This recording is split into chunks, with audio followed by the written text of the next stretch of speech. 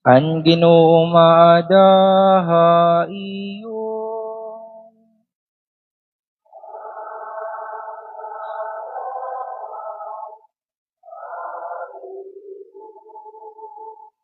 Pagbasa ti kangan santos nga ebanghelyo, sumalakan San Lucas.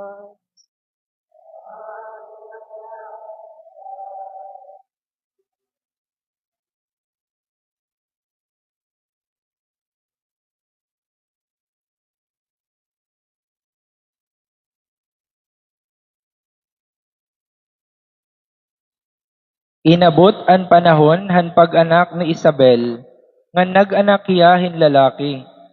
Nakabatian iya mga anyaw, ngan kaurupdan handako nga kaluoy han Ginoo ha iya, ngan dinuyog hirangatanan ha iya hin pagkalipay.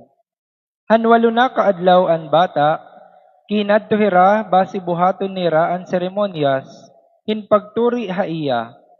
Ginyangaranan na unta nira nga Zacarias, anyaran han amay han bata, kundi nagsaring an eroy niya. Diri, Juan an igngangaran ha iya. Nagsiring hira ha iya, kundi waray man niyo urupod nga may sugad hiningangaran. Niyan, ginsinyasan nera hi Zacarias, kung ano an iya karuyag ignaran han bata. Nag-aro hi Zacarias sin susuratan, nga nagsurat, Juan an iya ngaran, nga nagdurugod an paghipausa nera nga tanan. Hitumanta nga takna, nakayakan naliwat ti Zacarias, nga nagtikang hiyahin pagdayaw han Dios. Kinulbaan nga tanan nga mga anyaw, nga nabantog habugos nga katunaan han Hudiya, an sumat mahitungod dini nga hinabo. An nga tanan nga nagpakabati na malandong mahitungod hini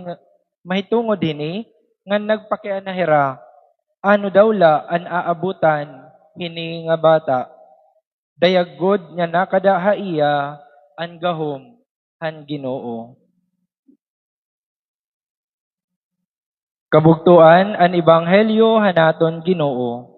Pagdayawon ka, Kristo.